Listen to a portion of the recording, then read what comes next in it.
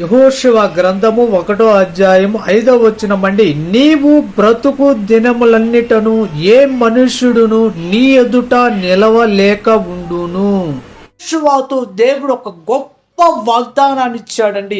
ఆ వాగ్దానం అనేది ఎవరికి ఇవ్వలేదు. అలాంటి వాగ్దానం, అలాంటి మాట ఎవరికి ఇవ్వలేదండి. ఏ సేవకునికి ఇవ్వలేదు. ఏమిచ్చాడు తెలుసా?